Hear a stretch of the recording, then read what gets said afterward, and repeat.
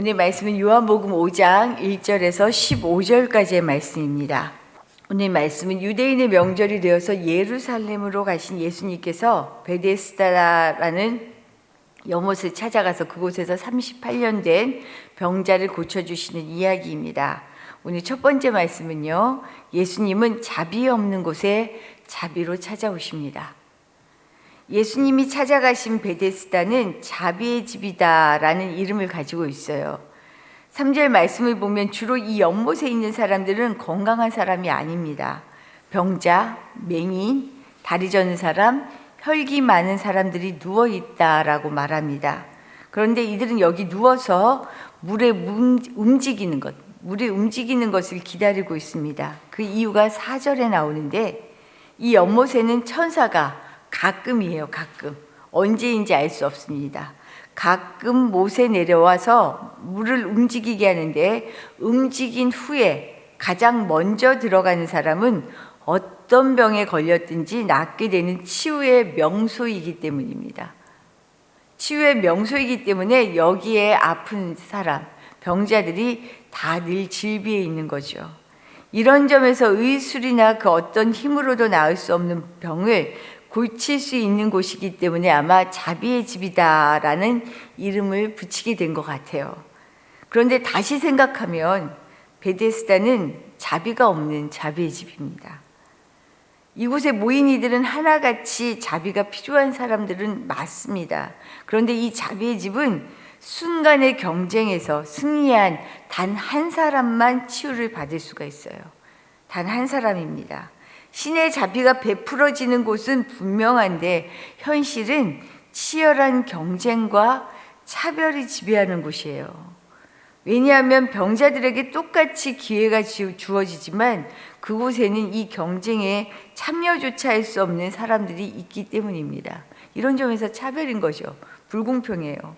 오늘 예수님이 찾아간 38년 된 병자가 그렇습니다. 예수님은 이런 상황을 꿰뚫고 계셨어요. 6절에서 말씀하고 있듯이 예수님은 이미 그가 병이 오래되어서 옴짝달싹 못하고 치열한 경쟁의 상황에서 매번 실패라는 좌절이 학습되어 있다는 것을 알고 있었습니다. 그러면서 이런 그의 마음을 확인이라도 하는 것처럼 물으시죠. 내가 낫고자 하느냐? 낫고자 하느냐? 하지만 이 질문에 병자는 낫고 싶다고 말할 수가 없어요.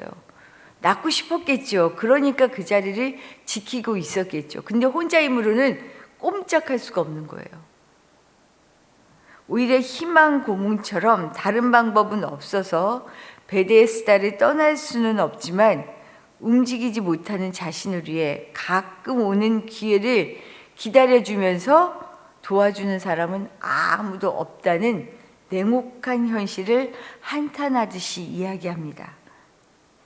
이렇듯 예수님은 내가 낫고자 하느냐 이 질문을 통해서 계속된 실패로 절망에 내성이 생겨 진짜 낫고 싶은 마음은 다 잃어버린 스스로 자신의 모습을 보게 하시는 거죠. 사실 우리가 사는 세상이 베데스다 연못과 너무 비슷하잖아요. 희망이 가득한 것 같은데, 나 아닌 다른 사람들의 모습을 보면 다 행복한 것 같은데, 다 가진 것 같은데 너무 불공평합니다. 같은 시대를 살면서도 태어난 순간부터 많이 배운 사람이 있고 배우지 못한 사람이 있어요.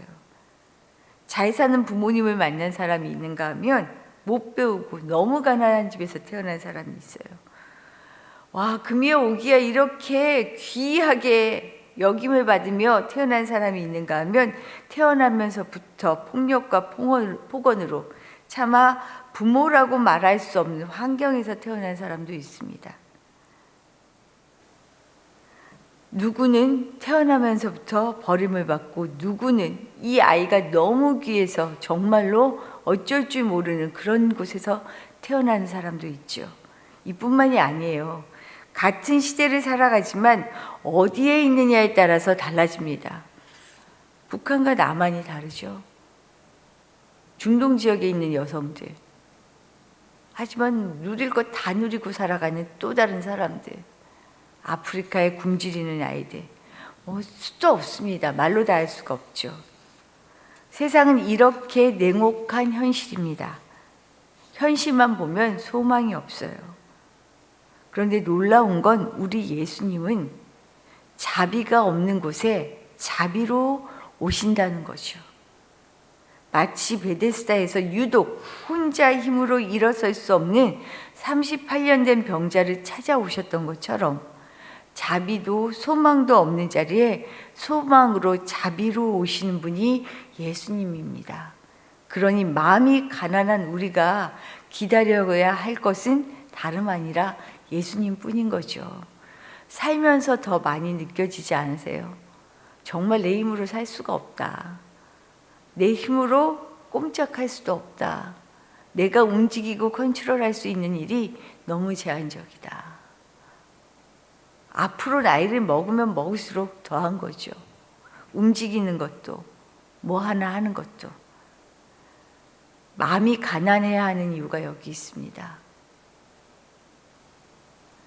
내가 자비가 필요한 사람이다라는 것을 깨달아질 때, 그때 자비하신 주님을 받아들일 수 있거든요. 가난한 마음으로 천국을 소유하며 우리에게 소망으로 빛으로 자비로 오신 주님을 날마다 경험하실 수 있기를 축복합니다. 두 번째 말씀은요, 예수님이 오시면 시작됩니다. 새로운 시작이 일어납니다. 38년 된 병자가 자신을 연못에 넣어줄 사람이 없다고 말하자 예수님께서 이렇게 말씀하십니다. 8절의 말씀입니다. 우리 8절 말씀 같이 한번 읽어볼까요? 예수께서 이르시되 일어나 내 자리를 들고 걸어가라. 예수님은 그에게 38년 동안 떠나지 않았던 저주의 자리를 털고 일어나라고 명령하십니다. 어쩌면 이 사람은 자신의 이야기를 들은 이 청년이 자신을 도와줄 수 있을까라는 그런 신락 같은 희망을 가졌는지 모르겠어요. 그러나 예수님의 처방은 완전히 의외입니다. 평생 타인이 들었을 자리고요. 다른 사람의 도움 없이는 꿈쩍도 할 수 없는 인생이라고 여기며 살았는데 이제 스스로 자리를 들고 걸으라고 하십니다. 상상해보지 못한 일이에요. 예수님은 이 병자를 고치기 위해 사실 어떤 기적적인 일을 하신 것도 아니에요. 그런데 예수님의 이 말씀 한마디에 38년간 누워서 암흑 속에 살던 인생에 새로운 도전과 시도, 새 인생이 시작된 거죠. 왜냐하면 이 말 한 말씀을 듣고 이 사람은 실제로 어떻게 해요? 자리를 들고 걸어갔기 때문입니다. 말씀이 육신이 되어 오신 우리 예수님, 그분이 내 안에 오시면 우리 인생은 새로운 시작을 맞습니다. 우리가 그런 경험이 있잖아요. 상상도 못했던 내 삶에 새로운 환희로 오셨던 예수님, 내 소망으로 오셨던 예수님, 예수님이 오신 것만으로도 눈물 흘렸던 기억이 있잖아요. 그러나 시작이 계속 이어지는 것은 아니에요. 이 예수님과의 만남의 이 시작이 계속 이어지기 위해서 꼭 기억해야 할 것이 있습니다. 과거와의 단절이에요. 과거와의 단절. 그래서 나중에 예수님께서 이 병자를 성전에서 만나시거든요. 오늘 말씀을 보면 그러면서 이런 당부를 하십니다. 14절의 말씀이에요. 14절에 그 후에 예수께서 성전에서 그 사람을 만나 이르시되 뭐라고 얘기하셔요? 보라, 내가 나았으니 더 심한 것이 생기지 않게 다시는 죄를 범하지 말라. 이거죠. 예수님을 만나 새로운 평화, 참 안식을 누리는 삶은 과거와 같은 죄의 반복이 계속된다면 불가능합니다. 이전 것은 끝이 났어요. 이제 방향을 돌려야 해요. 예수님께로 완전히 방향을 돌려야 해요. 새로운 시작은 시작으로 끝이 아니라 시작으로 이어지는 것입니다. 예수님과 함께 새롭게 시작함으로 새로운 인생이 펼쳐지는 것이죠. 이것은 스스로 내 자리를 걷는, 내 자리를 듣고 걸어가는 이 일이 있어야 돼요. 과거와 단절하고 새롭게 한 번도 해보지 못했던 이 일을, 내가 스스로 걸어가는 이 일을 할 때 이 시작이 계속해서 이어질 수 있습니다. 자비 없는 자비의 집에서 자비를 누리며 살아가는 새 일을 오늘 우리가 보았어요. 우리는 자비 없는 집에 살고 있어요. 세상은 자비가 없어요. 너무 냉혹해요. 광야와 같다라고 얘기하잖아요. 어디 하나 의지할 곳이 없어요. 자식도 의지할 수 없다라는 거 아시잖아요. 부모님도 의지할 수 없다라는 거 아시잖아요. 내가 의지할 수 있는 곳이 어디예요? 자비하신 예수님밖에 없습니다. 자비하신 주님밖에 없어요. 세상에 얼마나 자비가 없는지 오늘 말씀을 보면 38년 동안 누워있던 이 사람이 일어났는데 이 얼마나 감사하고 기쁜 일이에요. 그런데 그가 안식일에 일어났다고, 든 자리를 들었다고, 이거 일한 거라고, 안식일에 이건 있을 수 없는 일이라고 사람들이 얘기하잖아요. 세상은 이렇게 냉혹합니다. 여기에서 주의 자비를 소망하자고요. 정말 주의 자비를 기대하며 살아갈 수 있기를 바랍니다. 우리 늘 말하죠. 은혜 없이 제가 살 수 없었습니다. 내가 살아온 발자국이 주님의 은혜입니다. 맞아요. 광야 같은 세상이기 때문입니다. 그래서 우리가 주님께 고백할 것은 주여 나를 불쌍히 여겨 주시옵소서, 이 고백입니다. 이런 고백으로 나아갈 때 주님이 우리에게 응답하시죠. 일어나 걸어라. 기도하시겠습니다. 주님이 주신 말씀을 생각하며 기도하도록 할게요. 예수님은 자비 없는 곳에 찾아오십니다. 자비가 필요한 사람에게 오신다는 거죠. 마음이 가난하지 않으면, 겸손하지 않으면 주님을 발견할 수가 없어요. 주님을 만날 수가 없어요.